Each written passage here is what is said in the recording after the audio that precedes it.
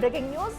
సంగారెడ్డి జిల్లాలో తీవ్ర విషాదం నెలకొంది. చెరువులో ఈతకు వెళ్లిన ముగ్గురు పాఠశాల విద్యార్థులు నీటిలో మునిగి ప్రాణాలు కోల్పోయారు. రాయకోట మండలం రామోజీపల్లి గ్రామానికి చెందిన నిరంజన్, బసవరాజ్, మణి అనే ముగ్గురు విద్యార్థులు సరదాగా ఈత కొట్టడం కోసం స్థానికంగా ఉన్న నల్లవాగు చెరువు వద్దకు వెళ్లారు. అయితే ఎంత సమయం గడిచినా పిల్లలు ఇంటికి తిరిగి రాకపోవడంతో కుటుంబ సభ్యులకు అనుమానం వచ్చింది. దీంతో వారు కంగారుగా చెరువు పరిసర ప్రాంతాల్లో వెతకడం ప్రారంభించారు.